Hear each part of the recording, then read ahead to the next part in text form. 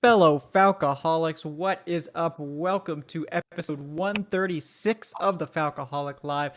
I am your host, Kevin Knight at Falcoholic Kevin on Twitter, here with two wondrous co-hosts this evening. First of all, Eric Robinson. He is on Twitter at _Eric_Robinson. Eric, how are you doing tonight? Doing pretty good. Doing pretty good.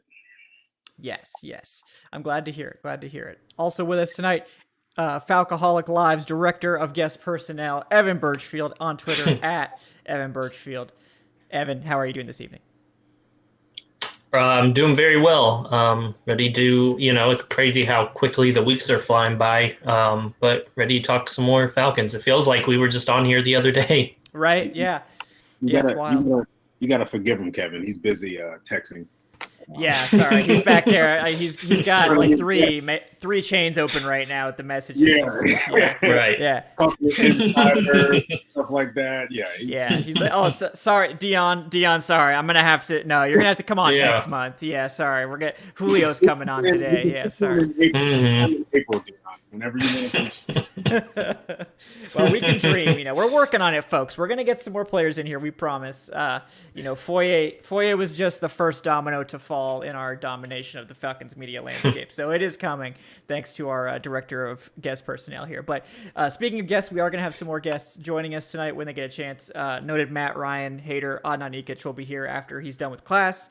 And then we'll also have Will McFadden joining us whenever he's free, and Keenan Forney also possibly joining us if he gets home in time as well. So lots to look forward to. But tonight we're going to be talking about the biggest remaining questions of the offseason for the Falcons. We saw a few cuts last week.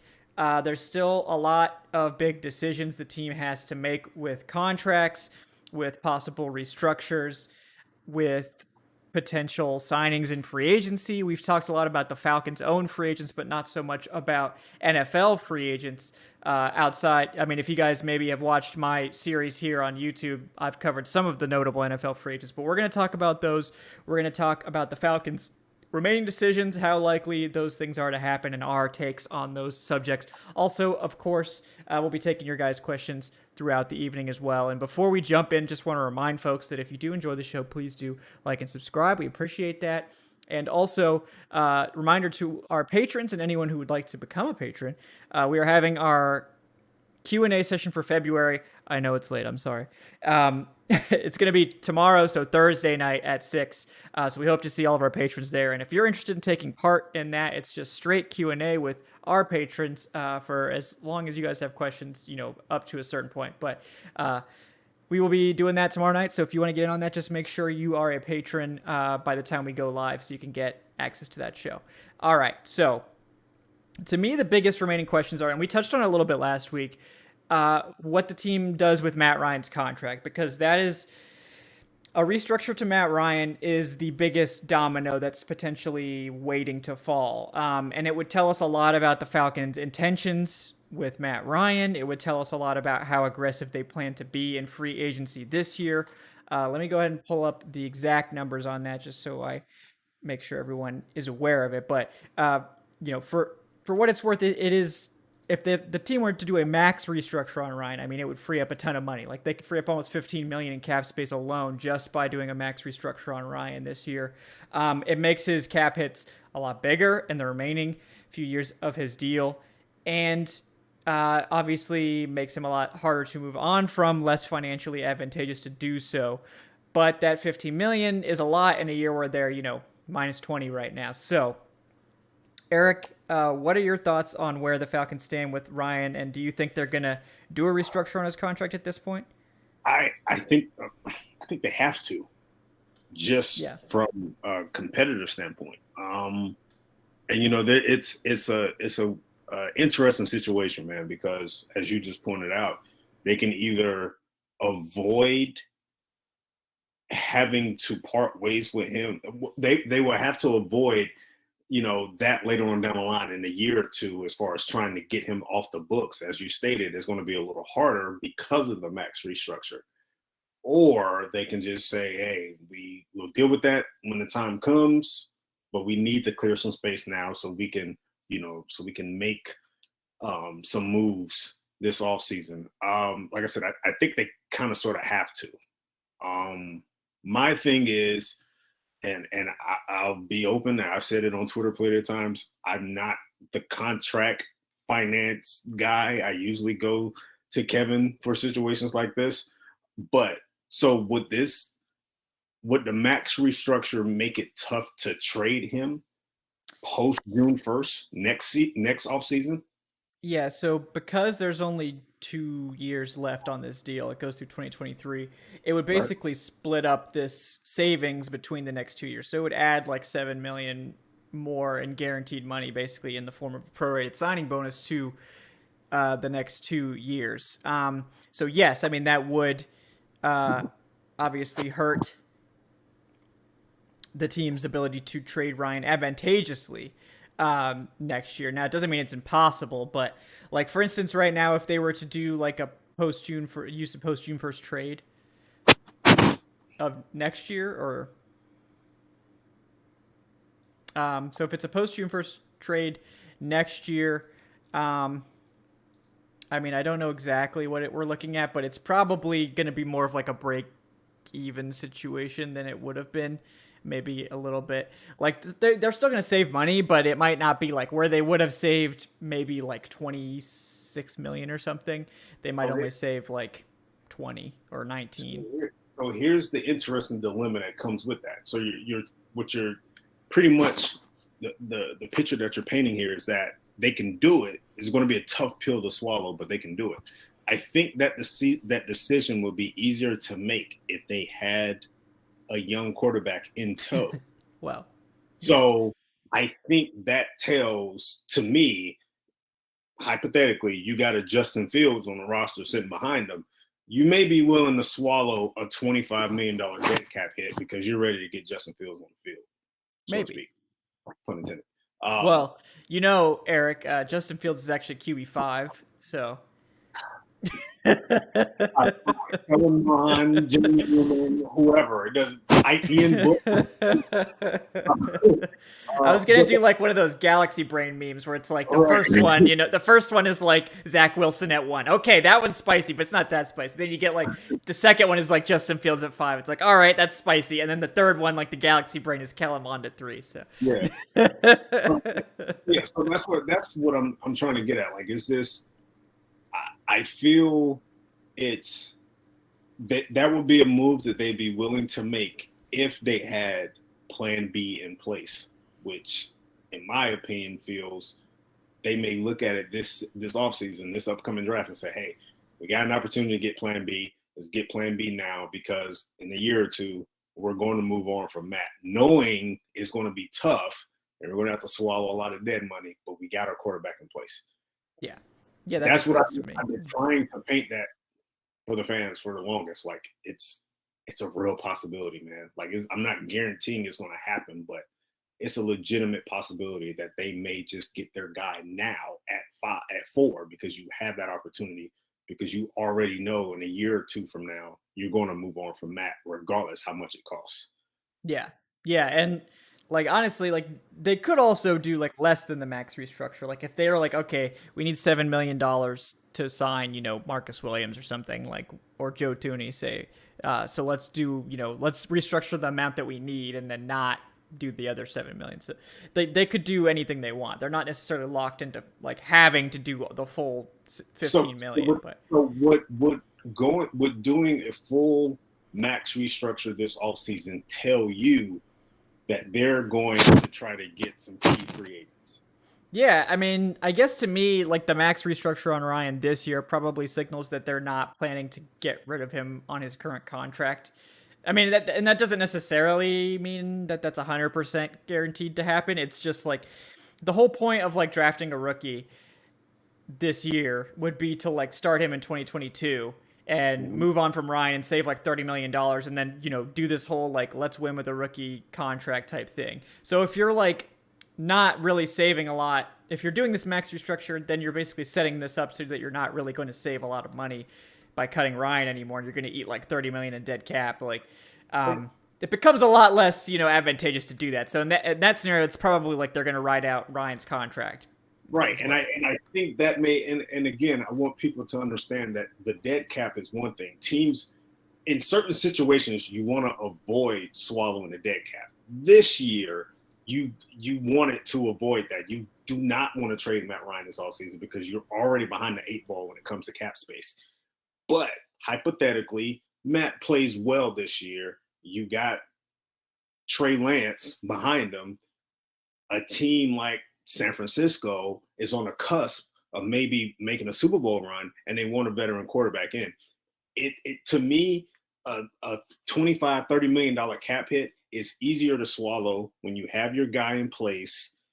The quarterback that you're trading with Matt Ryan could actually get some decent compensation because he's coming off a great year.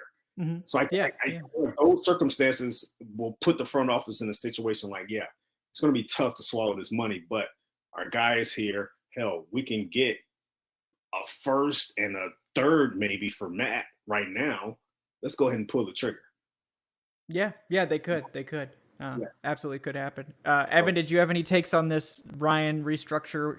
Will they or won't they situation?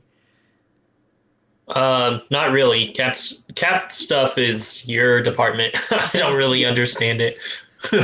Yeah, that's fine. That's Kevin's thing, man. Kevin handled. Well, go ahead and plug. I mean, you've got after the show, if you're still interested in cap stuff, Kevin's got like literally a ton of Falcoholic videos explaining cap space all across the board, really. So what that restructure will look like from that. Yes, exactly. Specifically for Matt Ryan, but also I did one for Julio and then just kind of broke it down so you guys can do the math yourself. But I mean, if you were making the decision, Evan, do you think you would try to win now with Ryan? Like, do the restructure, get that money, sign some key free agents, and try to like compete now, or do you try to just kind of get by this year and then take the savings next year? Like, it's basically now or later is what you're looking at. Yeah, I think what makes it tough is knowing that you have that top pick. If the plan is to just take a quarterback and let him sit and stuff and then get rid of Ryan, like Eric was saying, I think that makes a lot of sense because you're not going to be in a position to take a quarterback again, or hopefully not, unless things go terribly wrong. So, I mean, it makes sense to me to take one, and then, if your plans to move on from Matt Ryan in a year or two or whatever, like you guys were talking about. What I do wonder about is, both of these guys knowing who they are, knowing that they've pretty much used quarterbacks who aren't, rookies. They're quarterbacks who were taken like super high. I know Tannehill was, but he's been in the league a couple of years and literally got to where to the point where, the Dolphins didn't want him anymore, and the Titans had him in as a backup behind Mariota. So yeah, I mean, and then Breeze being in New Orleans for pretty much. I mean, Fontenot, I think he was there for nearly 20 years, and then Breeze has been there. It seems like just as long. So he's used to kind of those older quarterbacks. So I don't know what their current mindset is. It seems like they've been saying all the correct stuff and not kind of showing their hand and being like, oh yeah, we love Matt Ryan. He's going to be our quarterback for the future. Like they could easily just say Matt Ryan's going to be here for, several years, but they're not. But they're also not saying like, oh yeah, Matt Ryan, we're trying to get rid of him as quickly as possible. Like they say all the right stuff. So, I mean, it's just kind of up in the air because we don't know really what to expect from the new regime. Yeah, we're not. That's basically kind of an open question at this point. They've been very, very mum about it, which is to be expected. But speaking of the regime and Falcons stuff, we have with us now Will McFadden at Will McFadden, very easy to remember, on Twitter. Will, how are you doing tonight?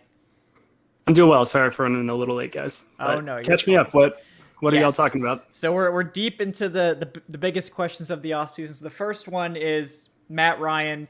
Will they or won't they on his restructure? Will it be max? So it's basically the debate of, do you try to get that money now, compete right away with Ryan, probably make it more difficult to move on from, not necessarily impossible, but more difficult going forward in exchange for more cap flexibility this year? Or do you try to limit the amount that you have to restructure and then try to save a bunch of money and go for this, rookie quarterback contract and spend a lot, maybe more in 2022?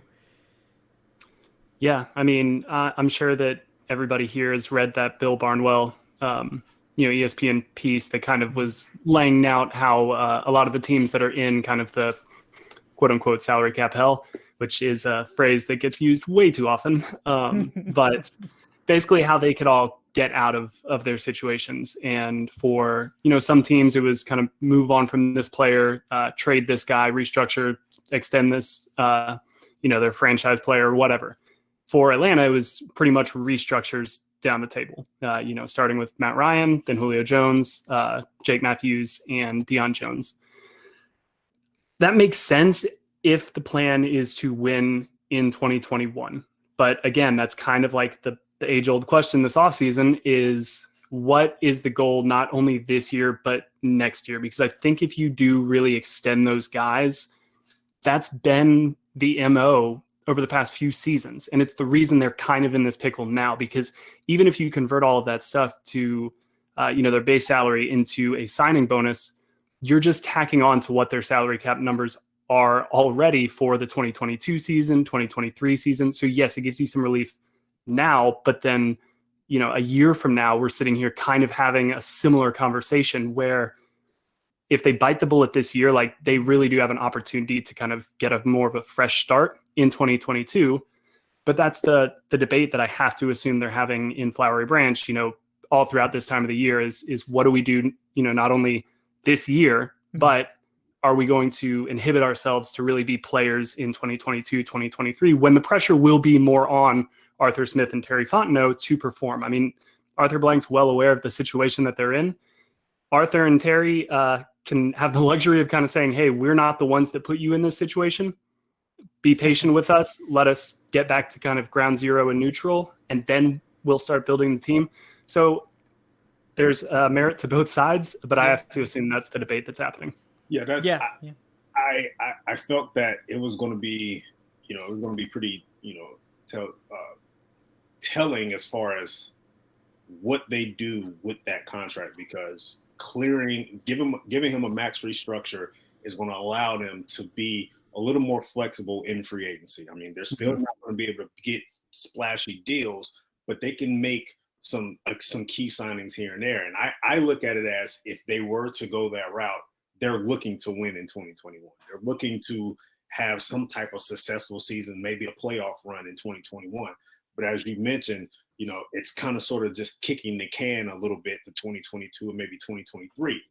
But I also pointed out that if they know in the back of their mind, we're likely going to get rid of Matt 2022, 2023, I think it makes that pill a little easier to swallow if you have your Justin Fields in place.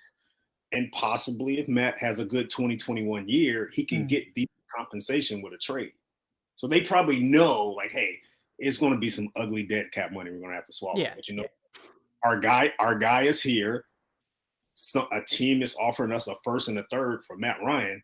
Let's just go ahead and pull the trigger now when the skillet is hot. So I mean, it depends on what they want to do. It sounds as if they kind of want to win this year.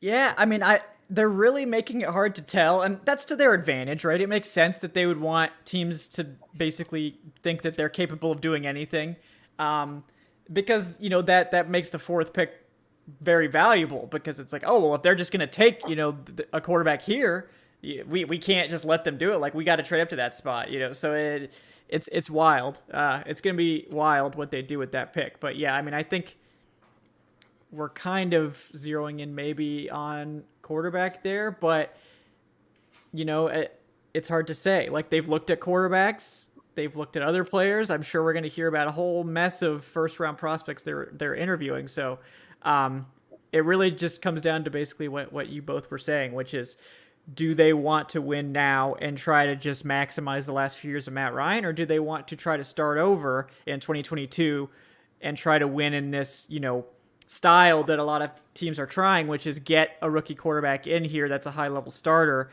on that rookie contract and use it to, build out this really incredible team around them. And I don't. go ahead. Yeah. To Eric's point, I mean, I think that there is somewhat of a middle path that they could try to walk. where I think, like Eric said, if they touch Matt and Julio's contracts with restructure, then I think that kind of does send the message about, all right, there is a priority at least a little bit for this year, because you do jeopardize that future flexibility. And if the future is your play, just leave that alone, because you don't need to add on to what will already, again, be kind of like your biggest cap hits in 2022 and 2023. They could probably, get some good flexibility and clear, put a dent in kind of the debt that they're in by restructuring, Jake Matthews, Deion Jones, and then possibly extending Grady Jarrett, and you wouldn't maybe get all the way home there. You could probably, depending on how the numbers work, you could take a big chunk out of that 20 million of debt that you're in. But that almost seems like a better middle path to take, where you kind of leave the flexibility for you to get out from underneath, maybe Matt or Julio's contract next year. Keep them more of a valuable trade asset, because again, if you're jacking up that cap number, it's kind of the same problem that they were kind of finding themselves in this year, is who's going to really take on such a big cap hit for Matt Ryan. And he'll, again, just be a year older, all that stuff. So I would imagine you'd want to keep that. That's the last number you want to kind of come to. And the thing that Bill Barnwell was also talking about is like all of these guys giving them max restructures. Take basically as much of that base salary and put it into a signing bonus as possible. You don't have to necessarily go for that like home run swing. Right. You could take a portion of that base salary and then tack on maybe $2 million in the cap hit next year and clear up a little bit of cap space for you this year. So there are, I think we have a tendency to always kind of talk about this in the extremes. Like, are they going to cut Matt Ryan, or are they going to re-sign him to a 5-year deal? Yeah. And so it's kind of like the answer is probably somewhere in between, where you'll see the moves that they make start to be, guys like Grady, Deion, Jake, probably first. If they go to Matt and Julio well before free agency starts, I mean, then that to me signals, okay, they do want to capitalize on what they've got here. And that would tell me that their in-house evaluations were actually fairly positive for the roster, and that they do think that coaching maybe was the real issue for this organization over the past few years. But that'll be wild. I think what's also interesting about their situation is it's kind of hard, because in many situations where you got a rookie head coach and a rookie GM, they walk in a situation where a lot of the roster is just in shambles. You don't necessarily have a quarterback. You may not have a left tackle. You may not have – but they have a quarterback, they have a left tackle, they have two solid, really good receivers on the outside. So this is a situation where they're walking in and they're saying, like, man, even if we wanted to rebuild, it's kind of hard because these guys are good. Like, these are winning pieces that they have in place at key positions. So I can't fault them for looking at the situation and saying, man, maybe if we can just do what we can to win 9 or 10 games and possibly make a playoff run.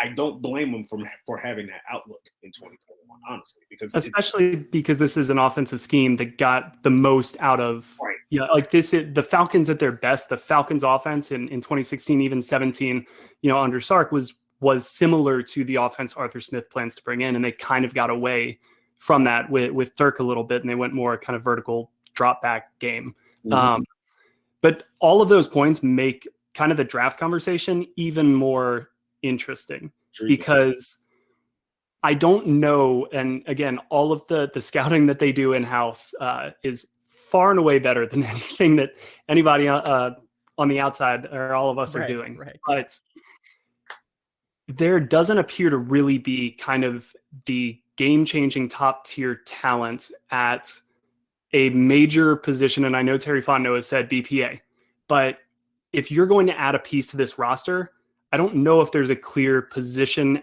where the value's there at 4. And I don't know if you're really getting a game-changing guy. This doesn't seem like as deep a first-round draft. I think it's going to be a kind of a second, third round is where you're going to find a lot of the value. So that makes it maybe a little bit more palatable to take a quarterback at 4, knowing that, hey, if this is a loaded quarterback class to the level that we've all heard it, and there's things to like about all of these guys. Mm-hmm. Maybe you don't like the value, at least at 4, and you think that there is a quarterback in this class worth the number 4 pick. maybe that's the answer, is that, hey, we just don't necessarily know what else we would add to the roster that's going to make us immediately better in 2021 and improve our future prospects more than just adding a talented quarterback in what is considered to be one of the best quarterback draft classes to come out in a little while. Yeah. They're sitting in the top 5, and pretty much all the positions, all the top positions that they're going to see at 4 are at positions where they already have a key starter at. I mean, they got a quarterback. Penei Sewell is pretty much a natural left tackle. You're good there. Jamar Chase, Devontae Smith. Don't really need to touch that because you have Julio and Ridley. What about Kyle Pitts? If Jordan, again, shout out that's a little bit like that's a little bit of a not a luxury pick, because I think we're seeing the value of like truly transcendent tight ends. But does that? I mean, it would be a good argument. Like, does Kyle Pitts, if you trade back to 8, I still don't know if Carolina is going to be a willing trade partner. If you're there at 9 and Kyle Pitts is on the board and you take him, I think that's excellent value. I think Kyle Pitts is going to be a really, really good tight end in this league. I don't know what he does I don't know if he blows the ceiling off of what this offense is capable of doing in year 1. He may, and that might be the philosophy there. But then again, you did just sign Hayden Hurst to a contract this past offseason, and that kind of seems like you get a luxury at a position when you still have plenty of needs elsewhere. Yeah. So like if you do trade back, you can afford to take those more luxury positions because you're picking up additional value elsewhere. So like if you're getting, if you trade back to 9, chances are the quarterback you wanted at 4 is probably not there. Like I know we're seeing mocks with like Trey Lance falling to like 15 or something. I don't think that's going to happen. Like I don't think those top 4 quarterbacks are getting out of the top 10. I just don't think it's going to happen. I think someone's jumping up at some point because there's so many QB needy teams. Like, is San Francisco going to sit there and wait at 12 for Trey Lance, knowing that New England's like right behind them? Like, is New England going to wait to see if San Francisco takes the, like, I don't think teams are going to wait. So like, I mean, it's not entirely, it wouldn't be shocking at all if we saw quarterbacks go 1, 2, 3, and then the Falcons are looking at Trey Lance as the last of those 4 quarterbacks at 4. And like, if you like Trey Lance, maybe you're fine taking him at 4. I would be fine with that. If they like him as the successor, then I think you can justify taking him at 4. If you don't like him that way, I think one of those teams probably likes Trey Lance like that. Or if they don't like Trey Lance, maybe they like Mac Jones or Kellen Mond, shout out Chris Sims. Like, I don't care. Like, whichever one you like, you can come up and get him if the price is right. So, I mean, that's what I think the calculus is for the Falcons. Like, if they do like Trey Lance, does a team offer them enough in a package to where they consider passing on him? Because I think that's the only reason they're not probably taking a quarterback at 4. Well, did you guys see the Matt Miller, piece this week where he talked to, I think, 10 executives in the league, and 6 of them had Mac Jones rated higher than Justin Fields, the number 3 quarterback. So this time of year gets wild. Like this is when all of this stuff starts happening, and I think that because everybody starts talking about quarterbacks so much during the draft, and you end up seeing guys who maybe 4 months ago you never even really be talking about in the first round, let alone the top 10. All of a sudden now people are starting to do that because mock draft season's wild, and there's so much disinformation going around because nobody wants to show their cards, which the Falcons are in excellent position because of, Terry Fontenot and Arthur Smith and a new regime. Nobody really knows what they want to do. I think the question for them would be interesting is if they want to sit at 4, knowing exactly like what you said, 1, 2, and 3 could be quarterbacks. They may not view this as a 3 quarterback, 4 quarterback worthy top 10 group if that's what their in-house scouting does. I would be interested to see if they stay at 4 and do select somebody, because Terry Fontenot said it, if they don't want to pass up on Hall of Famers, regardless of position. If they truly do think Penei Sewell is a Hall of Fame future left tackle, I would be very curious to see if they just take him, slide him in at left guard for the first year, and then look, maybe do you move Jake Matthews next year? Like, we're only kind of talking about Matt Ryan and Julio Jones because of the money involved, and because frankly, like, they're the 2 best players and the most interesting. But I think in part the Falcons were able to move on from Mohamed Sanu because they drafted Calvin Ridley.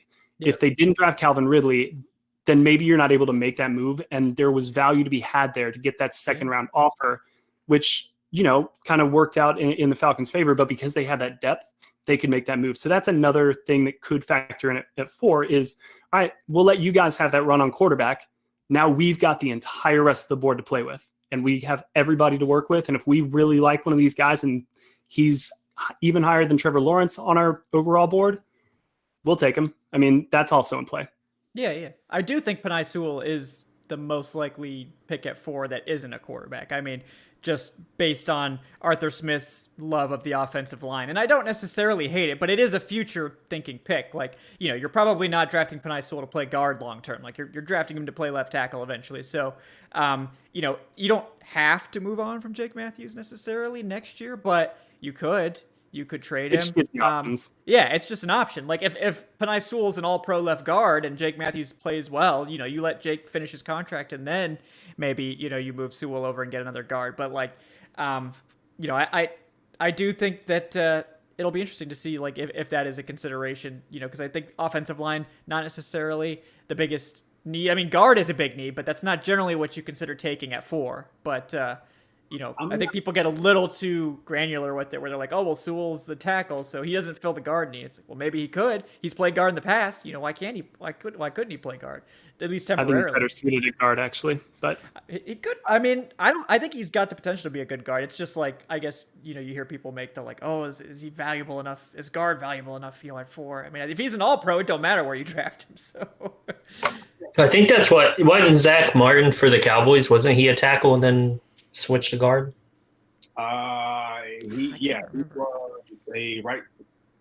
was a tackle at Notre Dame, and they slid him inside. Yeah. But I'm not certain quarterbacks are going 1, 2, and 3 in this. I mean, I'm not sure either. It just depends. Yeah. I'm not sure. I think there's a legitimate chance that the Dolphins may stay put at 3 and take the best receiver available, or maybe take Penei Sewell as well. I'm not certain on it.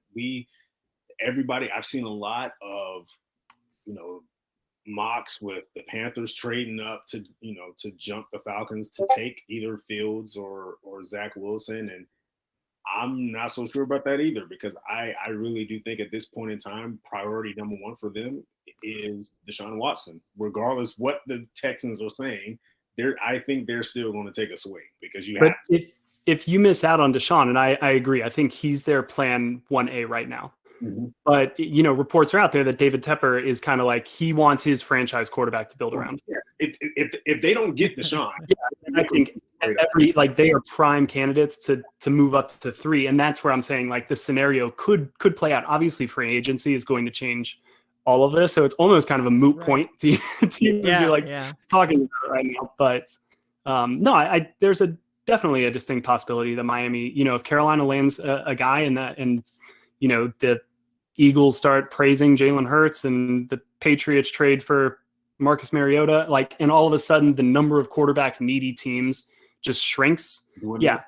And then it could easily, and then frankly, that is where does Atlanta even look maybe to trade back? Because some of the teams right behind them don't really need the quarterback. I mean, Cincinnati, no.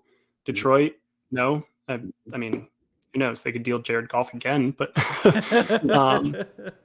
yeah, it'll all shake out over the next month. Really, is when things will start to kind of become much clearer.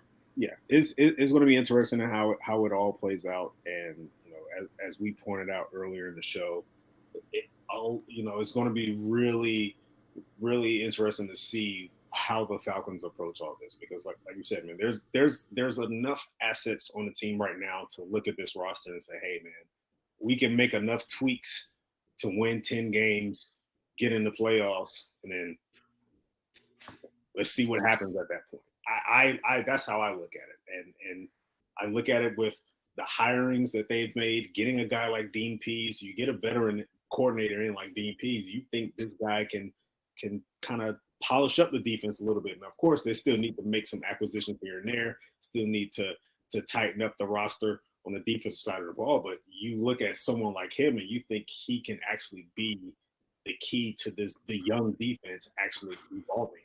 over time. Right. So yeah, and an important part of that, I think, is like, does Dean Pease come out of retirement to coach a trash defense, a defense that he thinks is going to be trash? Like, I just don't think he does. Like, I don't think he does. Like, to be honest, like, it's just more of the relationship that he had with Arthur that brought him out of retirement. Not I'm just sure. the fact. I mean, that was the major part of it. I'm Well, sure. and everybody in this league has an ego. Dean Pease is not envisioning a Falcons defense under his, watch playing as poorly as they have in recent years. Right. But what's interesting, I mean, again, looking at the roster and free agency, is there aren't a ton of free agents in this Falcons roster. What's really going to be hard for them is the kind of cap casualties that they're going to have to make, because they're not really, again, there's not another guy outside of James Carpenter who you're going to get a decent amount of money saved. So you're going to have to kind of nickel and dime this. And that's where they're going to get in trouble roster wise, because you're going to have to cut, 2 or 3 guys to save $5 million. Right. Where in some clubhouses, they can do that with one single, release, or with one small restructure. But kind of the bulk of the production on the field is coming from guys like Foye and Russell Gage and Calvin. And you don't want to, those guys, their contracts are still so valuable for you. Yeah. You're not paying for the level of production that they're giving you. So it doesn't necessarily make sense to extend them, because you're not getting any really cap savings there, but you also want them around. And so it's one of the more unique roster kind of builds in the NFL. And so that's where it's just kind of the writing's on the wall, where they're going to really have to pare the roster down, but they're going to have to lose, a few guys if they don't go with kind of that restructuring Matt Ryan and Julio route, where, again, that remains to be seen if that's the route they want to take. Yeah. And I don't even know if Julio would come to the table on that. Right. Yeah. And it's like with Dante Fowler's the other one, but it's post June 1st. Like, they're not going to necessarily see a lot of that money until after June 1st with the way that works. But like, that replaces Dante. Well, that's the thing. Like, if you cut Dante, there's no more edges on the roster. But yeah. And he's that 3-4 stand-up linebacker that they had in Tennessee with Dean Pease, and he likes to use that. I mean, Michael Walker, the one position that I think is very clear right now is linebacker. Yeah. I mean, you've got Dante and Michael Walker coming off the edge, and you've got Foye and Dion on the inside. And that's where it really stinks that, Micah Parsons, you could really talk yourself into as, okay, could he be the next Devin White or whatever? But like, they just don't have a need there at linebacker. Right. He's going to be playing a lot of edge in Atlanta. It's not a need, but the one thing that stands out about Parsons in this defense is Pease was defense coordinator in New England for a time where they had Dante Hightower, who played that hybrid linebacker position where he lined up on the inside on early downs, and at times he was moved to the edge to arrest the passer on third downs.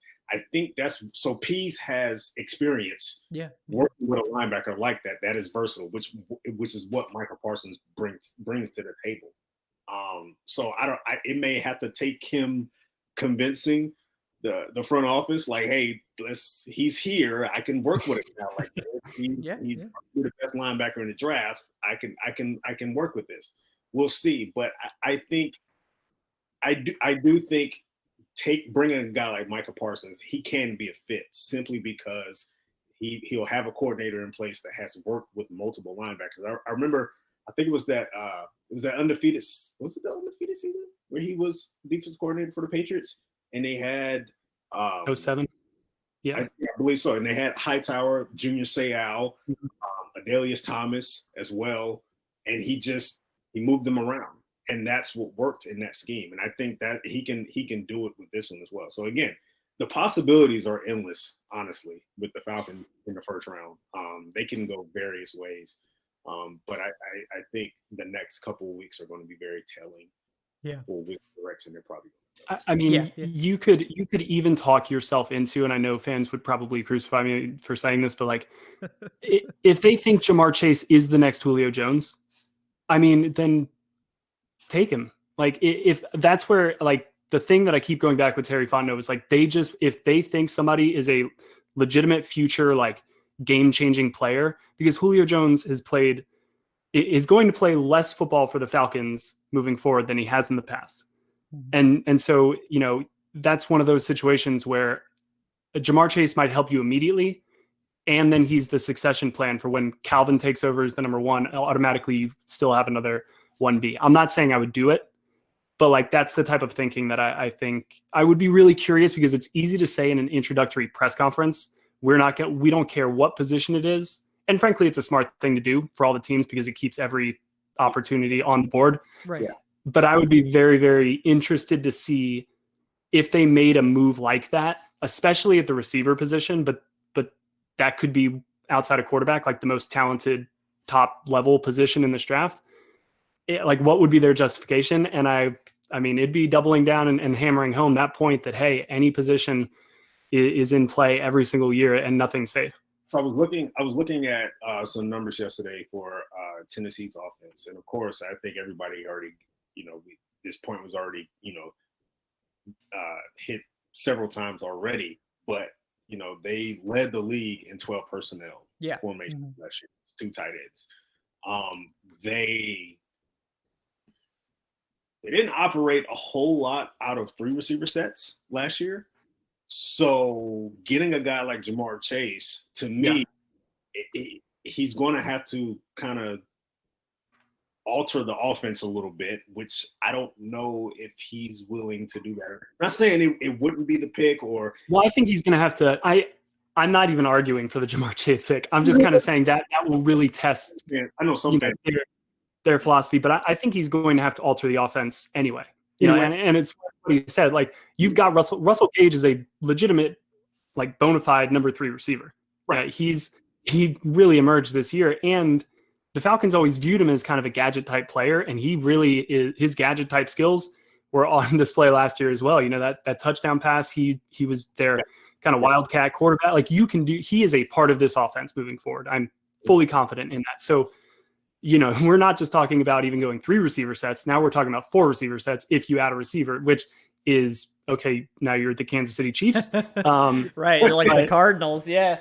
It's wild. But I mean, yeah, you have to adjust anyway because the talent, and that's what Arthur Smith said is the talent on the roster. They're going to play to that talent, which I think is a very smart approach as a coaching staff. I want to ask, and I want everyone's opinion. How much better is the offense with Kyle Pitts on the roster in 2021? Yes, if Kyle Pitts is the pick, I think you go from the 20s in the red zone to probably top 10.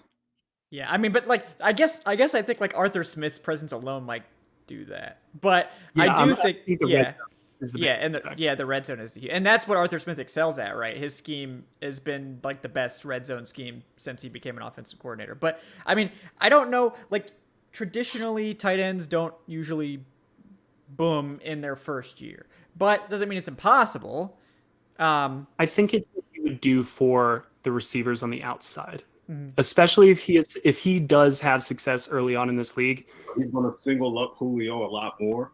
Exactly. Like a safety is now going to have to first and foremost defend the middle of the field, or if Kyle Pitts is the type of athlete, which he is, you can run that deep Yankee cross that Kyle likes to do, and you can now do that with a tight end, kind of with what the Chiefs have been doing with Travis Kelce and kind of that Y follow. And now you've got Calvin kind of sneaking off the backside and the safety has to kind of make that decision on the fly. Yeah. I like both of those options. So I think there's a chance Kyle Pitts really like helps to unlock this offense, but I don't even know, like, is that the best Falcons team in 2021? I think Kyle Pitts is going to be a phenomenal football player, but he makes the offense better. I don't know if he makes the Falcons better.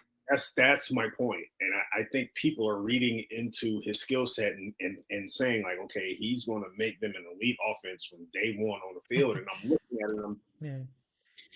I'm not so sure he will, because there's so many components that has to go in play. I mean, me personally, I think this offense is going to reach its potential if they improve the run game to the point where they may not need a Kyle Pitts. Right. Like the passing game has never been really the issue, even under Dirk. I mean, you're a top 5 passing offense. It was the It was scoring. It was efficiency in the red zone. It was the run game. It was becoming too one-dimensional.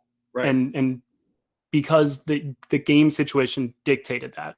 So yeah, I don't think Kyle Pitts changes any of those things. Maybe you win a couple more games over the past couple of years just because you've got that much more firepower, or again, one more red zone weapon. Yeah. But that's not, if you're at 4, picking at 4, like, again, it just feels like a luxury. I don't know if I would want to pick a guy at 4 to simply help us out in the red zone. Like, that's it. That is how many points does Kyle Pitts add to their average from last year? That's the thing. They were 26, 27 points per game. How does he make them 34? Or probably fewer. I mean, how many points does he add to their average from last year? Like, that's the thing. That's what I'm looking at. Yeah. Could he be a key player in this offense? Absolutely. He's a mismatch problem. Like Will pointed out, a corner is going to have to worry about defending Kyle Pitts at times because of his ability to line out wide. But does he really improve the Falcons' offense? Because they still can't run the football. Right. I mean, I think the Kyle Pitts pick isn't about 2021. And I think, honestly, I think if they draft Kyle Pitts this year, people will be like, oh, they're going all in. They're going all in to win with Ryan. And it's like, I don't think that's what that pick signals. I think what that pick signals is that this team wants the tight end to be a key component, like way more than it's been in the past, like a Travis Kelce-like presence in the passing game. It probably signals more of a tight end heavy approach in general, because a 12 set with Kyle Pitts and Hayden Hurst, not necessarily great at blocking, but in terms of what the kind of stress they put on a secondary and a linebacking core, I mean, but again, I think it's maybe more of a future focused pick than it is a 2021 focused pick. That's interesting, actually. And I like that. Let's follow that thread a little bit, because so you have Terry Fontenot, who came from New Orleans and saw Jimmy Graham at his peak, and Kyle Pitts, not dissimilar to what Jimmy Graham could do offensively, and they never really had a great receiving game. So let's say that gives them the flexibility for Arthur Smith to maybe start designing an offense while maintaining its talent level in 2021, but to start retooling it a little bit. If they do kind of want, because the tight end is always such an important position in the Kyle Shanahan type scheme, with that wide weak, but also, and just the versatility that they can do running, deep down the middle of the field, or kind of covering in that soft zone area in front of the alignment. So like, if you get somebody who can do all of those things, then your offense kind of becomes unlocked to a new level, because you always have to know kind of where the tight end is as well. And when you've got those different receivers, so that would be interesting in seeing if they wanted to maybe restructure the offense slowly and know that, hey, maybe Julio Jones won't be here forever, but when he's gone, now our top 2 options are the tight end and a wide receiver, because the scheme is really best suited if we've got the tight end as option number 2 and a dynamic one, because it does X, Y, and Z. I don't know. That's an interesting thought, Kevin.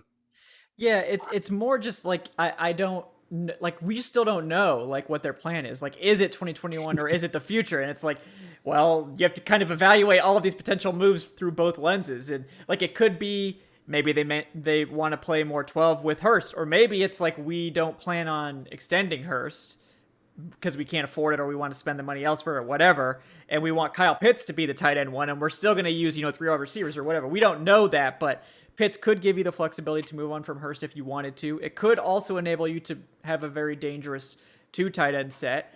And like I don't know. It's interesting. I still would be a little skeptical of it at 4, because I guess to me it's like, what is the, and we talked about it, like, what does he do for the team in 2021? Really, does he make a meaningful difference? And to me, it's like, maybe Penei Sewell is a better long-term pick as well, because I think offensive line is kind of the crux of everything on the offense, assuming you have your quarterback. But I would say Sewell will be a better pick, in my opinion, because of that aspect alone. I think this team, this offense, this scheme can see great improvement if the offensive line is as polished as it needs to be. I don't think Kyle Pitts would be a great tight end, as Will pointed out. But in order for this offense to reach its climax, its apex, I think they really need to. I would rather go with Sewell in this situation just to reach. Yeah. The offensive, it's not missing playmakers. It's not. That's not been the issue. Like the issues have really been in the trenches over the past couple of years. Right. And I think the Falcons did a really good job in getting the offense where it needs to go. Yeah, or offensive line, I should say. Like getting that back on track from where it was in 2018 and 2017. I think that they've done a good job with Lindstrom and McGarry. I think Chris Lindstrom has a really high ceiling, and I think Caleb McGarry has been good if you're going to get him with a 32nd pick. He's at least a decent starter at right tackle, and you can get by with that. Eric, I'm actually curious we don't have to go too long on this, but I did start diving into like offensive tackle film today. And I am a little surprised at what I saw with Penei Sewell based on everything that I've heard. Okay. It just doesn't seem like he's as polished as I get the upside and I get that he's, very young and the athletic traits are all there, but he didn't dominate nearly even close to like on a snap by snap basis as I thought he would when I turned on the film, based on everybody saying, he's just the next all-time great at tackle. And that's where I actually think that a year at guard would help him, because the problems I saw with him were kind of technique a little bit, like catching too many guys off the edge, having a smaller base where he gets himself into trouble and is off balance a little bit. Like in the run game, he's a monster. And he's got the speed and quickness to really do a stretch zone scheme. But I still have questions, I guess, in pass protection, which is, again, I think like a switch to guard. Like I think Rashawn Slater right now is a much better pass protector than Penei Sewell. Yeah. Yes. Yeah. And that's why I think we're hearing, the buzz that some teams have Slater ranked higher on their boards. And like, it doesn't shock me because like Sewell, it's a lot of projection, and you basically touched on it, Will. It's like, his athleticism is just kind of absurd for a tackle. And I think, if you're the type of scout that's like, you look at a player and you see it and you see like the best that he can be, like that's where you get this absurd hype that's coming from Penei Sewell. But the floor is lower than someone like Rashawn Slater, who I think is, like you said, much more polished at this point in the game. I think that's where you also have to put under the microscope the offensive schemes that each prospect was in. Sewell was in more of a wide open, kind of a run heavy scheme in Oregon, where it's more of a spread offense, but they really focus on the run game compared to more of a pro style scheme that Slater was in Northwestern. So, and it's interesting because Sewell was, I may be wrong on this, but I thought I read somewhere, I think Sewell was recruited as a guard out of high school. So he has experience there, which is what we had that question several weeks back. And I said, if they were to go that route, he's probably the best option to slide in because I changed my answer from what I had after watching the film. I completely, which is why everybody should watch the film before they have opinions. I understand not everyone has time, and it's okay. And just because you watch the film doesn't mean you're gonna have the best take. But it helps. I think at least you can justify it somehow. Maybe you didn't. Maybe you were wrong in the end. But I'm glad you saw that, Will, and I'm glad you pointed that out, because those were the things that I saw on film as well. Yeah, and I just wonder how much did Oregon's scheme maybe protect Sewell's numbers, because the pass plays were quick. Like it was 3-step drop, get it out. It was read it, throw it, run some screens. And there were some really like Sewell gave up a pressure, but it could have been a sack if it's a 5-step drop. And so again, I was just a little surprised based on everything that I've heard that like maybe this guy's actually the best player in the draft. Yeah. Again, the ceiling is extremely high, but you see it. But you see flashes of those plays. And again, the dude is insane on just like outside zone plays. His ability to get underneath and leverage on a defensive tackle at the snap it's absurd. Wild. Yeah. Which is why we put him at guard, where he's going to be best in year one at doing that, and then have him work, maybe and maybe it takes 2 years, maybe it takes a little while, but if you plug him in at left guard And the value thing now is kind of weird. Like if you've got bad guard play, everybody complains about it all throughout the fall. And then you come around to draft time and it's like, well, why would we take a guard at number 10? Guard, ew, It's gross. Yeah. Because I'm like, if Quentin Nelson is there at 4, I'm going to take Quentin Nelson. Oh yeah. I don't care. You can, I mean, like all pro, and like maybe not an all pro punter, but like any other position, like if you knew a player or you thought a player was going to be an all pro, like he's worth a top 5 pick in basically any draft, unless it's a super loaded draft. He's probably worth a top 5 pick. So like 2011 draft, you could probably take your pick. Yeah, But exactly. Yeah, So that was but that's exactly. interesting with Sewell. Yeah, he's more than likely going to be a left tackle, but I honestly believe he can be almost as good as Quentin Nelson at the guard position if you keep him there and let him play it consistently over the course of his career. I think that will he has the potential to reach that aspect. But again, that's like what Washington did with Scherf, basically. Right. Because he was a college tackle, was really highly rated. They moved him to guard, and he's one of the NFL's best guards over his tenure. So. And going back to Will's point, it's interesting because a lot of people who want to watch film, or they do watch film, they don't look at those small things in the film that you're looking at, such as we stated, the passing game for Oregon. It's not a deep drop. It's not an offense that's looking at deep drop backs.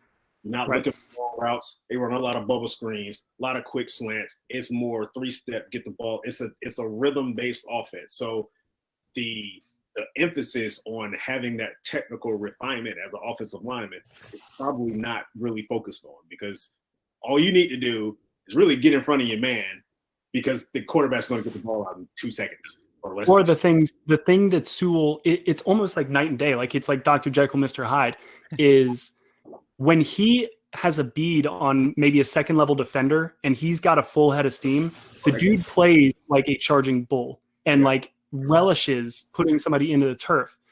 When he's just kind of squaring up a pass rusher and it's in a telephone booth, he's never really the aggressor. He's always kind of like catching them, and there's just, it's like watching two different players, because the dude on the one hand, when he's in space and at a full sprint, wants to like hurt somebody. And then when he's there, he never really takes the opportunity to make the first punch. And that's where you see somebody like Rashawn Slater, who's not afraid to say, all right, I might get out over my skis here, but I trust myself. And I know that I need to, against Chase Young, I need to get him off balance before he gets me off balance. So I'm going to put myself in a position to go make that first punch. And I just didn't see that type of mentality with Sewell, but it could be because Oregon does play out in space so much, and that he's running those screens, that he's just more comfortable. He has more reps making blocks on the move, and his athleticism plays into that as well. So, right. Yeah. So the schemes play a huge part there, because you also have to keep in mind it's an up-tempo offense. So they're not going to need the wide receivers to run 10, 15 yards down the field. They're going to need to run them quick. Let's get back to the line of scrimmage. You probably have 2 plays called there. So you just, again, the technical refinement of certain positions in that offense is probably not focused on as much as fans think it is because of that. Yeah. All right. Can I ask you guys a question real quick? One second, Evan. Let me read a tip real quick, and then I'll let you go. Don't forget. Oh, your question. yeah. Don't forget your question. All right. Yeah. George Costanza, by the way, $3 donation. George, thank you so much. I apologize I didn't see it earlier. My Streamlabs is not synced up perfectly right now, so it's not showing up on my thing, but I found it, so I'm gonna read it off for you. George, again, thank you for your support, man. So he says, say it with me, Eric, Kyle Pitts at 4. No, man. You draft the best player in the draft after Lawrence. I think it's Sewell and Kyle Pitts. I draft Pitts because he's the best player in the draft. He's 6'6", will be 255 plus, and can become a blocker and offensive weapon. So that is George's comment. All right. I see I joined at the perfect moment. Yes, exactly, Adnan. That one's for you. Yeah, that one's for you. Welcome, Adnan, by the way. How are you doing tonight? I'm doing well. We're free agency and actual offseason is upon us. It is. The exciting part, I mean. Yes, exactly. All right. Evan, I apologize. Go ahead with your question.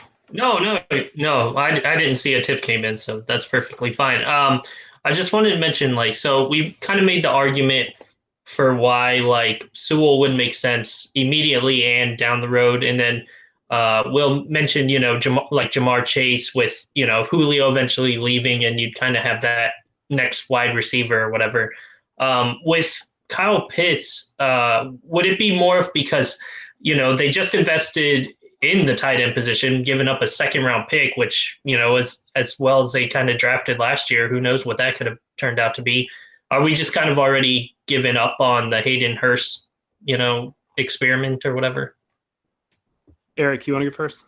I don't think it would be that indication at all. I think it would just be more you looking at generational talent, possibly at tight end, and you just want to see how he fits in an offense that operates out of a lot of two tight end sets.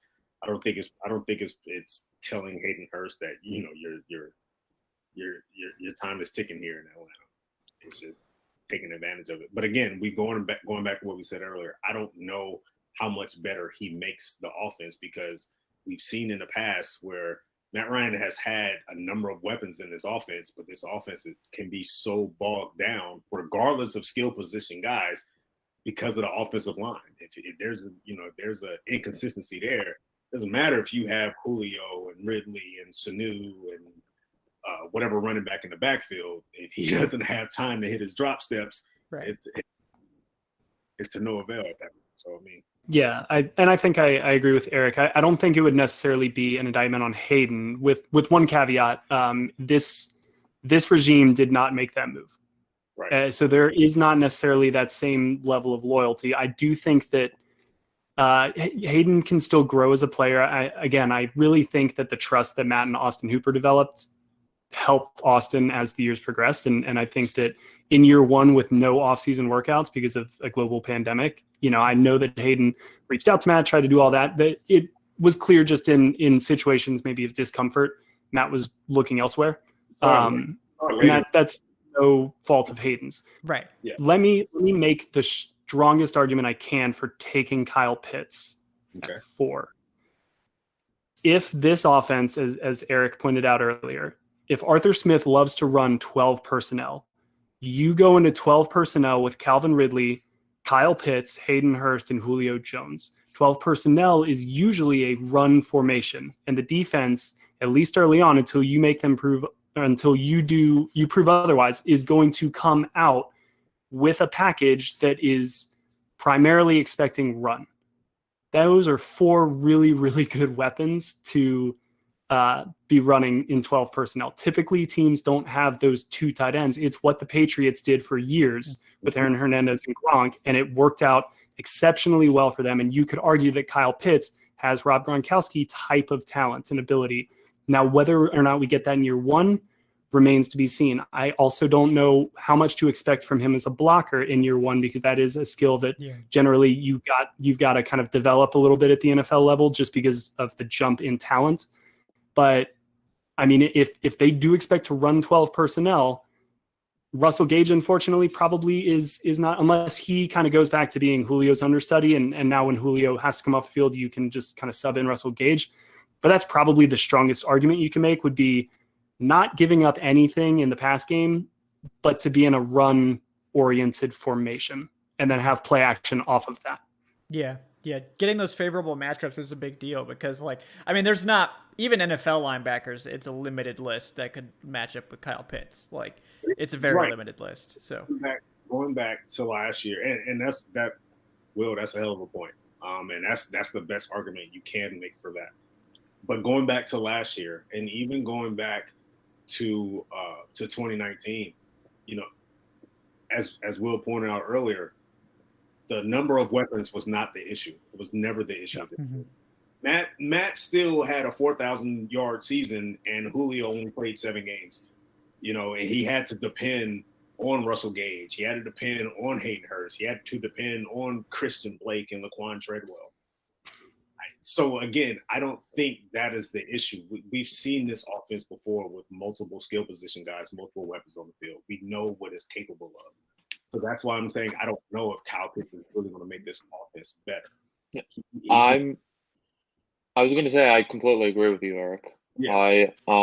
Because this team, we've had the weapons. We've had some of the best weapons that, the Atlanta Falcons franchise has ever seen in this era. I would argue with Julio Jones, Roddy White, going back to Matt Ryan's earlier days. But I like Kyle Pitts, and I really enjoy the idea of him being in an Arthur Smith offense. But I feel like the opportunity cost is just too great to take him, because you take Kyle Pitts, you are sacrificing on the idea of taking your quarterback of the future. You're sacrificing on the idea of taking a potential generational offensive line prospect like Penei Sewell. I feel like Pitts is one of those players where if this team had their holes plugged up and they were maybe that final step where they needed that one more weapon to get over the hump, then you can talk about Kyle Pitts and him being that final weapon. But I think right now, as the team is constructed, I don't think it would be in their best interest to take him. Now, I don't know what Arthur Smith is thinking. Maybe he really, is zeroing in on Pitts to be his tight end in his offense, and he wants to trade back. But for me personally, I would stay away from him. You guys also feel that having Pitts on the field would take away from the run game, which is the point of in this offense? I don't necessarily think it would, because again, then once you start passing effectively out of that look, you kind of force defenses to get back to that, even if you're not having success with the run game, because you're in such a run-oriented formation, either they have to get lighter against that to counter against the pass, and now they're almost kind of in nickel, and you've got numbers up front, and that makes your run game easier just by default. So the only way, again, that I think they probably make this move is if Arthur Smith sits here and sees some kind of mad genius Golden State Warriors type of this unlocks an offense to the level that we've never seen. But unlike basketball, everything has to go right on a play for it to really be successful. And you can't just give it to, all right, Julio out on the perimeter, let him dribble around for a minute. All right, pass it over to Calvin, let him create a shot, get it over. It's on every single play, everybody's got to do their job. Sometimes it doesn't matter how many people you have downfield. I mean, the Kansas City Chiefs in the Super Bowl had, going into that game, I mean, it was pretty even offensively, but the guys we were talking about that people would be scared of were Travis Kelce and Tyreek Hill. They just didn't have the time to get them the ball. And so that's where sometimes it doesn't even matter how good your weapons are. It's about kind of how all 11 players work together and can do many different things on one play to keep the defense guessing. And so, again, if they see just that this unlocks some type of offensive level that nobody's ever seen, and he can draw up a scheme that nobody's ever run before, maybe. But only really the people in the building know that. And you can make the argument, but I think the benefit of the team is to go probably somewhere else. Probably, yeah. And it's fun. Would it change? Go ahead. Would it change it in your eyes if we're talking about Pitts at 4? If the Falcons traded back with pretend Detroit or some Detroit will be the example. So they want to go up to get a quarterback or something. So I believe they're at 7. So we moved to 7 and Pitts is on the board. Then would that be more easier to swallow for you to take Pitts then? Plus you're getting, pretend they threw in a future first round pick or something. I don't think you're getting that. You're probably getting a 3rd or a 4th. That's a 4. Yeah, that's a 4 slot drop. Yeah. So it's only going to be the few hundred, maybe 400 point. That's probably it just a depends 3rd on rounder. Yeah, it depends on the demand for the pick. If there's a bidding war, anything could happen. But yeah, if it's just Detroit that wants to trade up, then maybe a 3rd. But seven's more tenable because, again, I think Pitts has the talent to emerge as certainly a future All-Pro and one of the very best players in this draft. And even getting him at 7 could be looked at, as a steal. Julio Jones is now looked at as even the trade that they had to move up. If you're redrafting, he's going higher than he did, and he went, right there. So there's a chance in 10 years you're doing this redraft and knowing what we know, even with the positional value, Kyle Pitts is the 2nd off the board. I mean, he's got that type of talent. He did really kind of show it for one season, and it is still college. So we can tamper that expectation a little bit, but I mean, 7, it's still a fair game, I guess, but still have a quarterback on the board. I mean, all of these problems could still be presented. Slater could be there. Justin Fields could be there if he really is starting to fall down people's boards, and Kyle Pitts. And is that really any different than Sewell, Fields, and Pitts at 4? Yeah, you pick up a 3rd-round pick, but yeah, I mean, I'd like the 3rd-round pick. I think the 3rd round's a great round this year, but yeah, I mean, does it meaningfully change things? Not really. Yeah. The team that, because I did kind of write about this last week and just looking at the various draft scenarios, the one that really intrigued me was, let's say Pittsburgh knows it's going into its last year with Big Ben, and they really like the quarterbacks, and they really like Trey Lance, and you get Lawrence, Wilson, Fields, 1, 2, 3, and they send you a 5-pick offer to move up from 24 to 4. I mean, that's probably best case scenario for what they would. It would be unprecedented because they rarely do it. The only time I think the last 20, 25 years that they traded up was for Devin Bush a few years ago. But this will be a much bigger move, of course, because they traded into the top 5 for a quarterback. That is one team that comes to mind. Washington is another team that right now they have a hole at quarterback. Don't necessarily know which route they're going to go with that. New England is another one. They're going to have suitors. Pittsburgh's just the furthest back. Yeah. When you're looking for the bang for your buck and who's going to give you the most stuff, it's probably them, because a lot of the teams right around Pittsburgh at the end of the 1st round are the teams that are also early in the 1st round that have these 2 picks. It's Miami, it's New York, it's Jacksonville. It's like they're like 3rd and 29th. It was going to be similar to what the Falcons and the Browns did for Julio. It's going to be a similar swap. It needs to be much more if we're talking about a quarterback. It's probably going to net 5 or 6 picks from Pittsburgh. Because when the Falcons went up for Julio, that was big time move. We gave up an extra 1st in addition to 27 was where we were, I think, for a quarterback to move back to 24. I'd want minimum what the Rams got for RG3. Yeah. Yeah, I mean multiple 1st rounders and then like another day 2 pick just to start the conversation, because you're talking about the top 3 quarterbacks are off the board, and this would be the bidding war for that next big time quarterback. Oh, absolutely. If I'm Fontenot, I'm playing hard. If I know for sure you want to come up for a quarterback, I'm playing hardball. Yeah, but also at the end of the day, like teams are going to go by that trade value chart, and I mean you can bump up the value a little bit for the quarterback, also because it depends on who's in that bidding war. If it truly is all these teams that we're talking about in New England, even if Philly's in there, if Washington, if all those teams, and it really is like 4 or 5 GMs on the phone, yeah, I think you can jack that price up really high. Yeah.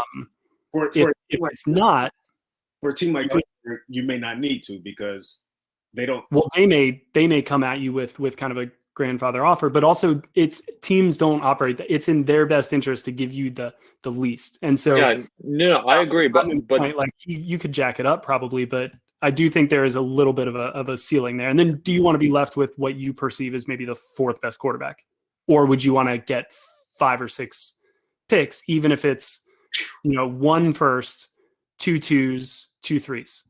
Yeah. But I think because this draft, in my opinion, is a 4 quarterback draft, and then like everyone else afterwards, I'd personally be fine with any of the top 4 quarterbacks at this point.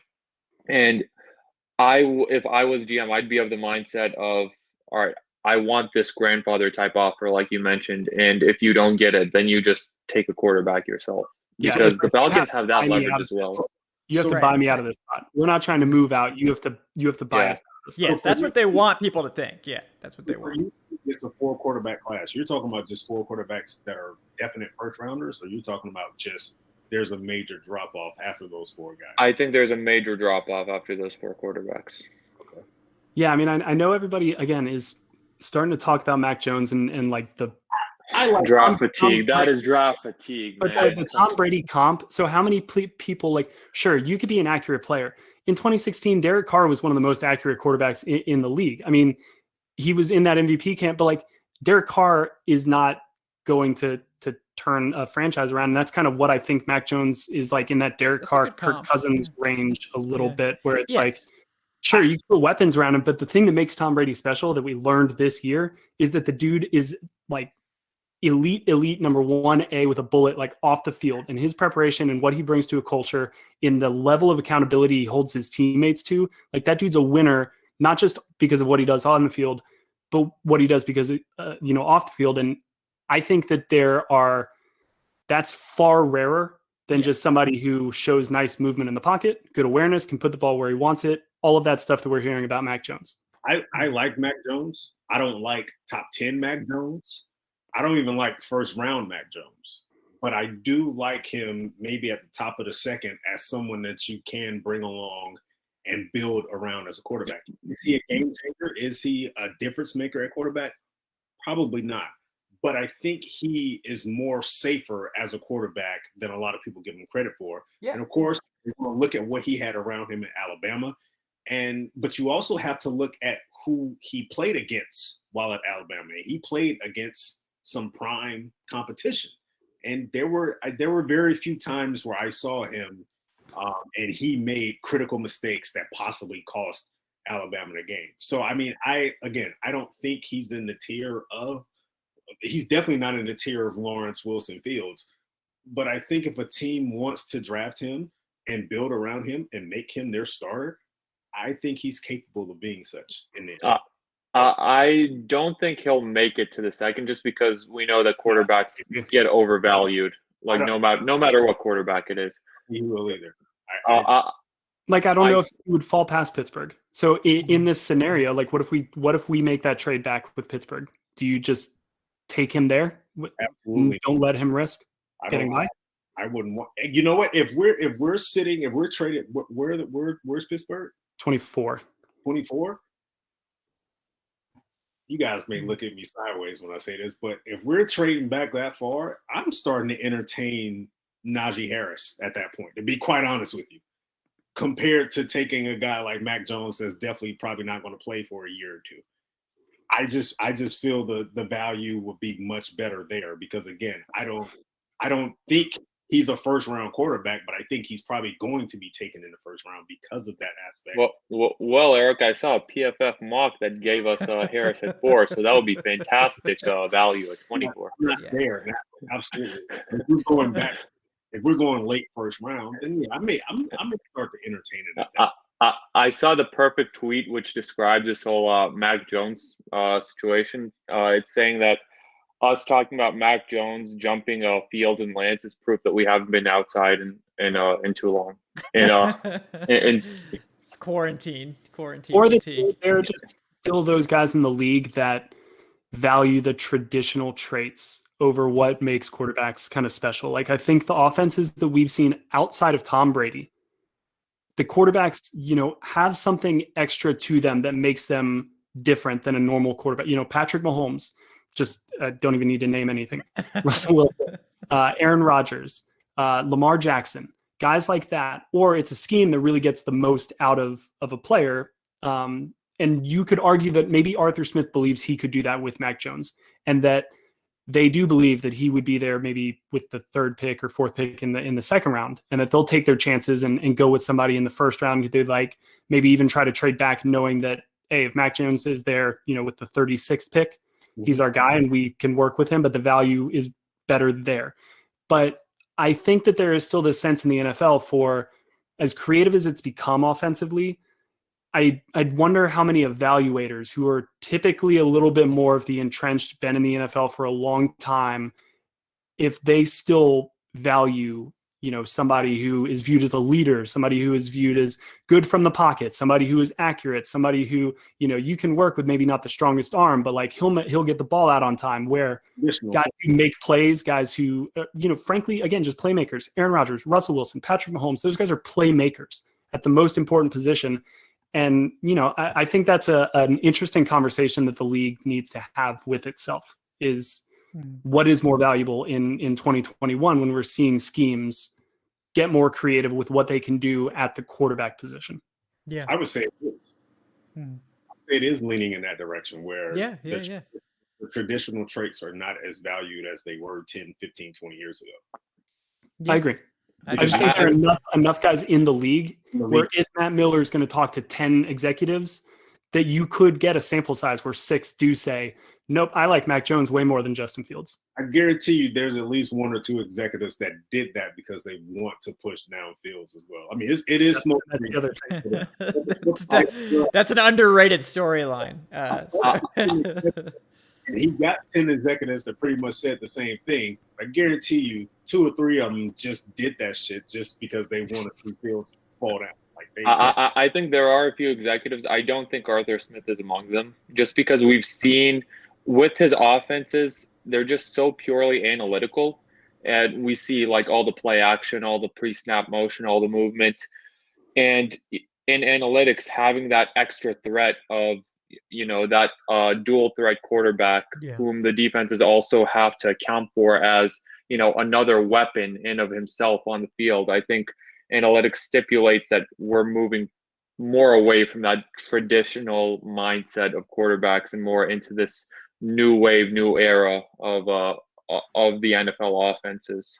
Yeah, and I agree. I think that is something that Arthur Smith, knowing his background, would really like to have. And like Tannehill has that athleticism coming out. He's had several injuries at this point.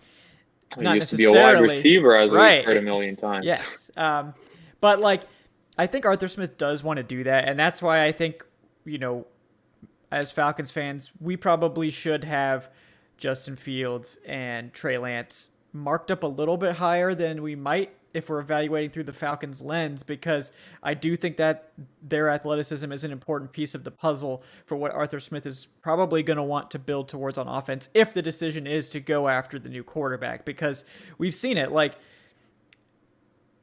getting a quarterback that can stress out the defense with that threat of run, getting the quarterback that can punish man coverage heavy teams by leaking out and getting those big chunk run plays. The guys that can escape pressure and make magic happen. Like, that is the trait that separates, I think, a lot of these teams from each other is having that quarterback or not. And, it wouldn't shock me if we see the Falcons really value Trey Lance, for instance, higher than other teams, because they say, like, look, we don't need him to be, the most elite passer. We don't need him to read the entire field. We don't need him to do all these complicated things. We just need him to be able to run this play action, run some option stuff, be able to know when he's facing man or zone and when he needs to run or when he needs to do this, keep the offense, ahead of schedule, and just make some special plays. And we can tolerate some technical lapses and some, both Fields and Lance just have cannons. Like, I think this staff, I think they could just do such magical things with those players. Well, and there's something that like I really haven't heard too many people kind of bring up, or they've touched upon, obviously, the notion that they wouldn't necessarily have to step into a starting role from day one. But even to a greater extent, you get a full year to evaluate and coach a player during his rookie year in the exact scheme that you want to do. You've got an established veteran that he can learn under. If you don't see the strides that a player can make throughout the fall of his rookie year in what should be a very advantageous situation to step into, Matt Ryan had to come into the worst possible franchise imaginable with nobody to learn from. And Falcons fans don't give him enough credit for just how hard things were when he came in and the level that he played to early on. That's not this. You're coming into a much better situation. The coaching staff can get their hands on this person, really mold them. And if the strides aren't made there, I have to imagine that player still remains a fairly valuable asset. And you could say, hey, we're still fine with Matt Ryan after seeing him up close and seeing what he can do. We like Matt Ryan as the future of this franchise for the next 3 to 4 years. Say all that publicly, whether or not you believe it privately, and go and see if you can get a second round pick for Trey Lance. Go and see if you can, get a package back, maybe a pro or somebody. But that asset is still an asset. And it's only an asset that you now view much less valuable than probably what you would get in return. And so that's another kind of benefit to just draft a guy, work with him, see how he develops. Then you can tell what his future is. Because that is not that. Man, you're taking the words right out of my mouth, Will. Like, it's this.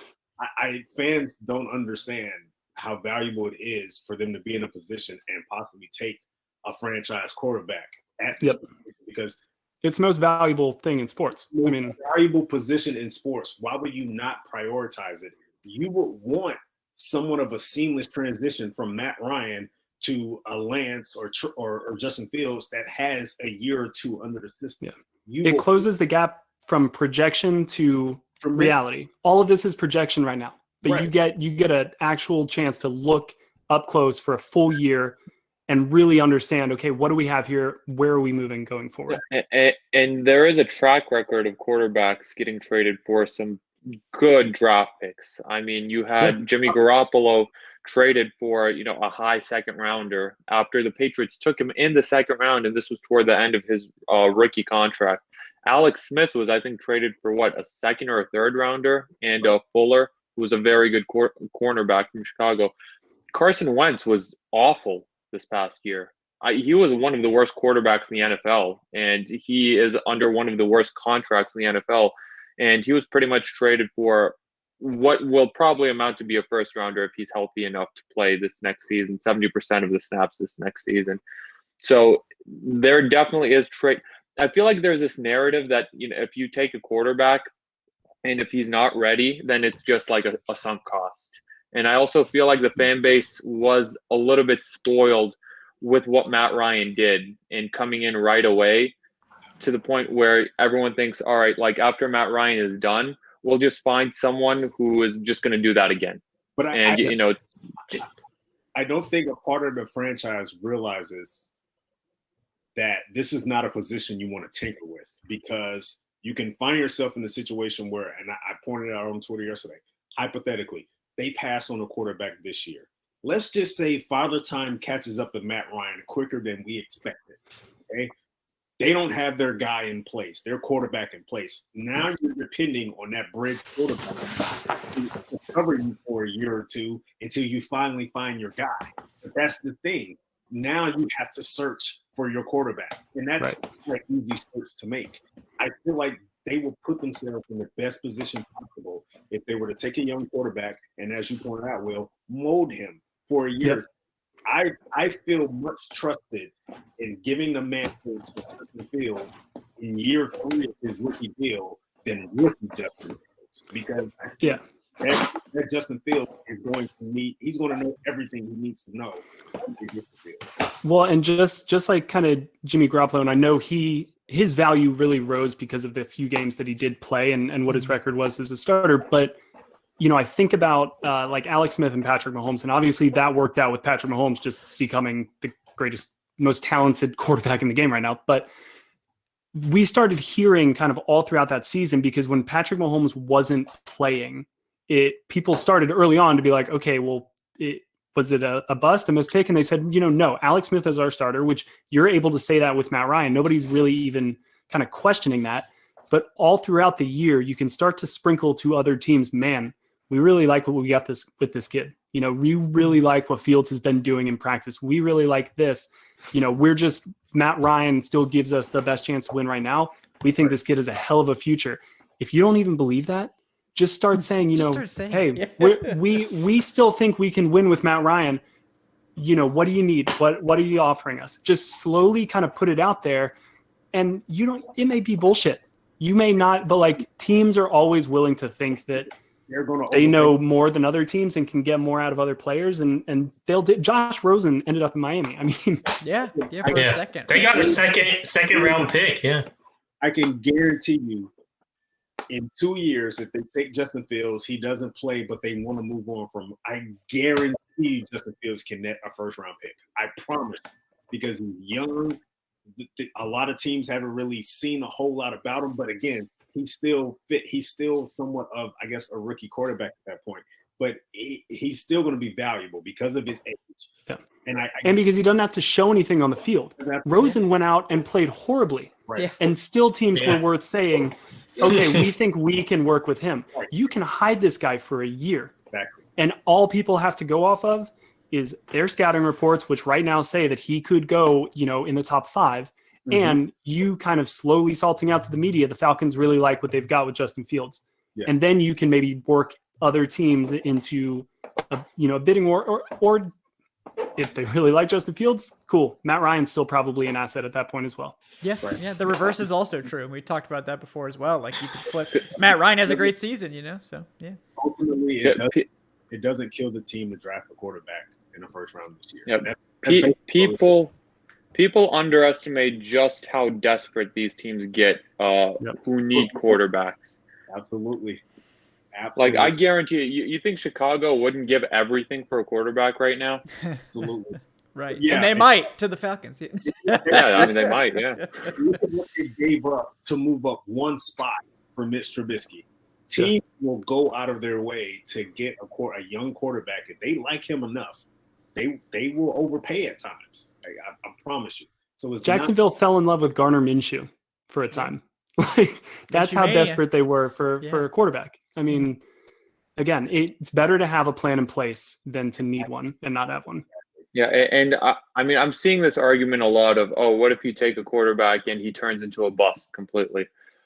You can say that about literally any position. It could be any other position. It's like anyone could bust. Like, anyone could be a bust.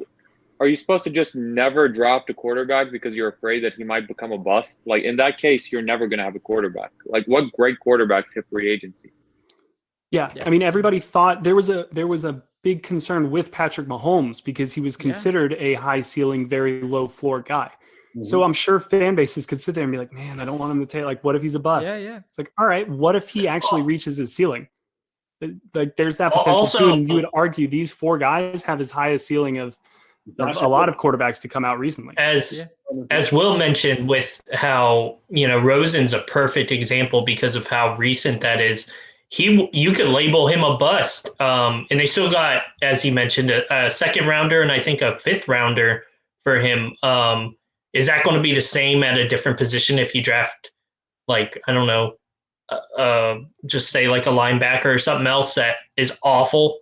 Like, I think the quarterback just carries value. Yes. I mean, because he had a terrible season with Arizona, and then just seeing what he got is mind-boggling. Yeah, it's wild. It is wild. Because there are so many teams that are so needy at the quarterback position. If you don't have one, you're always looking for one. Exactly. Right. That's what I mean. It's easier at least it's easier to bust because you're still going to get something that's still. I mean, the second round pick's pretty good.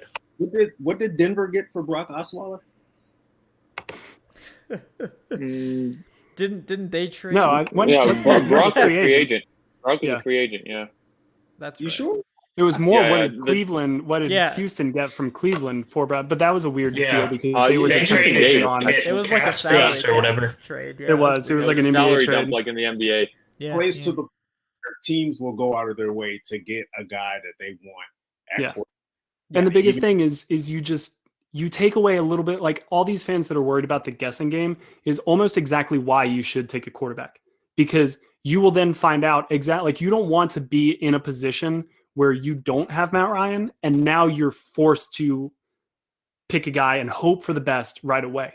In this situation, you can take a guy early where you don't have to hope for the best because you've already got your franchise quarterback who was a former league MVP there to run the ship. Work with this guy behind the scenes, have him shadow Matt Ryan. There's nobody, again, better to learn from just for all the off the field stuff that it takes to be the face of the franchise than Matt Ryan. And so if at the end of that process, you can see how far they've developed and get a much more concrete view of, okay, now this is actually where we believe this guy's ceiling is versus 10 games that they played in the Big Ten this season. Like, it's just a much more translatable kind of overview of what a player can do, not just now, but moving forward. And I think that in and of itself is very valuable with such an important position. Yeah. No, I agree. And that's part of the reason why I mean, the team is really in a perfect position to take a young quarterback because it's exactly because of the things that we've said, right? Like, they have Matt Ryan in place. They don't have to force him on the field. If they don't necessarily love what they see, they don't have to move on from Matt Ryan next year. They can keep playing Matt Ryan and try to get something for the quarterback or try to keep developing him or whatever. Like, they have ultimate flexibility now. But if you wait, like, we're going to assume that the quarterback they want is available at 4. We don't know what quarterback they want. They might want all 4. They might want 2 of the 4. Who knows? But we'll assume that the guy they wanted was there at 4 and they waited. And like now you might go into 2022, you know, like what Eric said, what if Ryan has a down year? And what if the quarterback options are not as promising at the top? Now you're in a position where it's like, oh, we don't know if we can get a guy that we want here. You're just kicking the problem down the road until later. They may be in a situation where they're drafting possibly mid to late first round, and now they sort of have to mortgage the future to come up take their quarterback. And is there even a quarterback worth taking? Right. They're doing advanced scouting now as well. Yes, they have just as good a picture of the 2022 class and a little bit of the 2023 class. And I mean, I've heard early reports that they're certainly not as quarterback heavy as this year's group. Yes. You're already in a great spot. And again, like you get to see this dude throw on the field next to Matt Ryan in practice. Yeah. You can directly compare. That's what that ball looks like. That's what that ball looks like. And that player can watch that player. I mean, that's invaluable. Just pull the trigger. Like you are in an advantageous position. Everything broke right for this team this year to pick number 4. Yeah. I was tracking the draft position for the last month, and I think 5 or 6 teams, all who are ahead of the Falcons in the draft order, all won at least one game in those last 4 or 5 games. Right. So now you're picking 4 in this quarterback class, which has 4 really, really good quarterbacks, at least in my opinion, and in the opinion of, I'm sure, many scouts as well. Like, you have it. Like, it's right here in front of you. How many franchises would kill to be in your position right now? Don't overthink it. I also believe that some fans are looking at Brady and his age and how he's playing at his age, and they're assuming that every quarterback can play to 43 at a high level. And again, and for every Tom Brady, there's a Drew Brees who has regressed over the last 2 or 3 years. Or Phillip Rivers. There's a Peyton Manning who at one point in time, Denver was, of course, he passed for 50 touchdowns, and then a couple seasons later, that neck injury caught up to him and he hit a wall, and Denver wasn't quite prepared for that. Again, you can't assume that Matt Ryan is going to be Matt Ryan 5 years from now. Well, it's so weird that fans would take almost that mentality with established players. Okay, well, because this person who is considered, again, the greatest of all time to play the game, just because he can do it, well, that's the ceiling. So that means our guy must be able to hit that ceiling. But in the draft, it's like, well, what's their floor? It's just guaranteed that person's going to hit that floor. And it's, I mean, I guess my last thing on the draft is don't buy the Justin Fields BS. I think that this is the time for the media narratives. I think the very clear drumbeat has been that people are kind of lower on Justin Fields. There's no reason for that. The dude won at college. He won against good competition. It's kind of, I view it almost similar to the way people were talking about Deshaun Watson coming out. Like, just take the guy that wins games. He played great against Trevor Lawrence, and the flaws that are being pointed out now, you've seen them for 2 years already. Yeah. Like the big flaw is that he focuses in on one receiver. They've been saying it for 2 years now. Why is that really such a big issue now? You've already seen him, that flaw, and how he performs outside of that. So, and that can also be coached out of a player. Exactly. And he'll be in a position to be coached for a full year. It's smoke screen season, man. It is. And like Ohio State's scheme has a lot to do with it. Like we know this, but it is absolutely. But guys, Ohio State quarterbacks never pan out in the NFL. Well, Justin Fields is a Georgia quarterback first and foremost. Yeah, technically. Don't tell me anything else. Well, it was funny. Like my counter for that is name a Texas Tech quarterback prior to Patrick Mahomes that actually put together a decent career. Yeah. Was Brian Brom at Louisville, or was he at Texas Tech? Okay. Whatever. But not that he even panned out. The interesting thing, like I think it was on the Locked On NFL Draft podcast with the Draft Network guys, but they were, or maybe it was the Draft dudes, I can't remember. But either one, like they were talking about like this ridiculous, Ohio State quarterbacks are bad narrative. And it was like, okay, like who was the last Ohio State quarterback to be drafted in the first round before, Dwayne Haskins? Because everyone's thinking of Haskins now, but like these other Ohio State quarterbacks that they're referencing, like these were not top 5 considered talents, like Cardale Jones, Braxton Miller, who was drafted as a wide receiver, by the way. There's not this long list of top 5 NFL, like Ohio State quarterback busts. Like, I can't. Was it Art Schliess? It's more probably Might the be. Urban Meyer thing. Like I think of that more as like the Urban Meyer quarterbacks than the Ohio State quarterbacks, because it was his scheme is very unique and is extra successful in college. But then, yeah, I do think it makes it easy. But also, guess what? We're seeing more and more schemes in the NFL that make life easy on the quarterbacks. yes. So I just don't think that that's as big of an issue anymore. To be quite honest, we could have said the same thing about Clemson quarterbacks before Deshaun Watson entered the league, because there were really no Clemson quarterbacks that came out of that system and actually had, like a promising career. But again, I feel the one quote that I say every year, man, scout the player, not the helmet. No one cares about that. It's just Josh Allen, Wyoming. He came from Wyoming, yeah. Bro, no school ever has a great quarterback until they do. Yep. Exactly. Like everyone is the first. Every single one is the first. USC used to be the gold standard. Southern Cal used to be the gold standard with Heisman Trophy winners, all that stuff. And it's no school has a great track record with quarterbacks in the draft. You can't just judge Justin Fields and just give him negatives based on like the 50, 60 year history of Ohio State. Like who gives a fuck? Yeah, exactly. All right. We got 2 more donations from George Costanza. I do apologize. Like I said, Streamlabs is not sending these to me properly, so I have to keep checking another web page to see if they come in. So I apologize for the wait on these, George. But the first one, George says his super steal of the draft is running back Larry Roundtree out of Mizzou. I actually have not watched him. I recognize the name, but George thinks he's going to be a great value in the 3rd or 4th round. Also, did you guys hear Kellen Winslow Jr. got 14 years? That dude really could have been something. Yeah, that's wild, man. Yeah, that's just a wild story. So, yeah, he was very talented, that's for sure. And then last donation tonight from George Costanza. He wants to know what Adnan's drinking. So what you got tonight? What you got tonight? I actually just came from class. I was not drinking anything tonight. Oh, so, okay. My apologies. Yeah. It was just the standard Twizzler tonight. I bought a new pack of them. So, Yeah. I'll be Twizzlering up in future shows as well. But my apologies, George. I'm sorry to have disappointed you. There's no really exciting drink on the menu. Yeah. Yeah. I was drinking the intelligence of grad school. There you go. Yeah. Yeah, you said you're getting just blasted by the, marketing lecture over and over again. So that's, So hey, prayers. Yeah, I was like a Dan Quinn defense in the 4th quarter. Yes, but guys, we're gonna go for just a few more minutes here, give everyone a chance to plug their stuff. But yeah, as always, guys, if you're enjoying the show, we do appreciate you guys. Please do like and subscribe. Those metrics help us out a lot.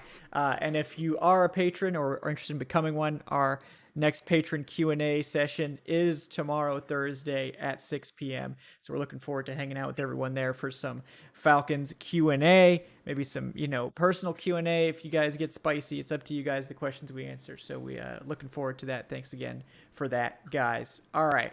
So we've covered a lot of ground tonight. I'm sure that we'll cover more going forward. But yeah, I want to give folks a chance to get their final takes in before we wrap up tonight. I know there was a lot of takes flying. So if you got final takes, you want to make sure they get out there. You can drop them now. So. Man, I really don't have any final takes. You know what? I really don't have anything, to be honest with you. Don't buy the Justin Fields. This is a bullshit. Yeah, don't buy just. Yeah, I agree with that one. That's a good take. That's a good take right there. Yeah, no, I mean, yeah, Justin Fields. There's nothing wrong with taking a quarterback. That's my final take. Yeah, I agree. Mac Jones at 4. I'm kidding. That's too spicy. Kellen Mond at 4. None. Okay. Kyle Trask at 4. Kyle Trask. I've seen Mac at 4. I've seen Mac at 8. Maybe we'll see Mac at 1 eventually. Who knows? Maybe. We'll see. Maybe. Hey, he's a winner. Hey, give me that win metric. Yes, QB wins. I've got my last take. I don't think enough people are talking about the Falcons needing to move up in the draft. So everybody's talking about moving back. They need to move up. You're going to zag, go up to 2, and then still take Justin Fields. Yeah, he would have been there anyway. But Just to give make away sure. picks. That's what they really need to be doing. That's what Dimitrov tried to do with Jake Matthews a few years ago. He tried to move up to 3 to take him. Yep. Hey, I mean that's the thing that we haven't really talked about is like everyone's kind of assuming like we don't really know what Terry Fontenot's going to do, and we don't. But the Saints, for reference, have not traded down in what, like 15 years or something like that. So, well, they've moved around. They move up a lot, but yeah. They don't trade down. But so, Terry again, his background is more on the pro personnel side. Yeah. So I don't think he's like bound to what the Saints do necessarily, but I did think that was interesting. Yeah. Yeah. Yeah. All right, guys. Well, yeah. Okay, we're out of takes for tonight. I'm sure we'll have some fresh takes for you next week, folks. But I do want to thank, first of all, Will McFadden for coming on tonight. He's at Will McFadden on Twitter. Will, anything that you're working on? Anything you want to let the people know about?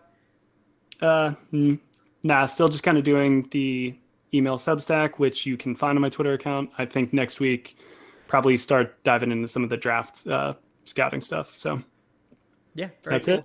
Yeah, check that out for sure, guys. Man, seriously, Will, you what? Give. I'm telling the fans to give your stuff a read, man. You are one of the better writers and journalists out there. Great follow. Just come on, man. He's worth worthy of a follow on Twitter. Definitely. Eric, can I hire you as my professional hype man? You're way better at that than I am. We got a lot of hypes, a lot of good vibes on this show. Yeah, but Will is fantastic. He needs to be hired as soon as possible. That is also my thanks, guys. I appreciate that. Yes. Thanks again for coming on, man. We appreciate you. Yeah. Also with us tonight, Eric Robinson. He is at _Eric_Robinson on Twitter. Eric, anything that you're working on you'd like to plug?